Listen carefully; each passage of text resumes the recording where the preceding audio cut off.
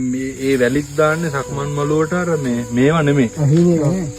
කකුල ඇනෙන වගේ එකක් තියෙන. ඒ කියන්නේ අර අඩියේ තියෙනකොට අර මේ නර්ව් වලට එක දැයෙන්න ඕනේ. පැහැදිලිනේ මං කියන එක. ඒ කියන්නේ අර හාමුදුරුවන්ගෙන් 150යි පරිසරයෙන් ඉතුරු ටික එන්න නිකම්ම මිනිස්සු කූල් වෙන්න එපා.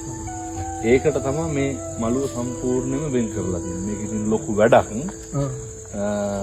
අර දැනටත් මේ කැලෑකොළ පෑගරුණ සනීපයින් අපි ඉන්නේ. පරිසරයේ ඉන්නකොට එතකොට හිතන්නේ මේක නඩත්තු කරලා නේ ඇවිල්ලා ඉඳගෙන ඉන්නකොට නේ ප්‍රශ්න හැම මෙහෙම තියන්න ඕනේ ගස් ටික නේ එකක් කපන්න. ඒ ගස් නැත්තම් ඉවරයි ඒක වැඩ නෑ. ඉඳ තියෙනවා. ඒක මේක හැදුවට පස්සේ මං හිතාගෙන ඉන්නවා මේක වටේ සමම් පිච්ච මල් හිටවන්න.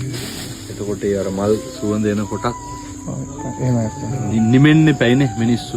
පරිසරයෙන් නිමෙන එක හරි වටිනවා. ඉඳගත්තාම නිමෙන්න ඕන මනුස්සයා.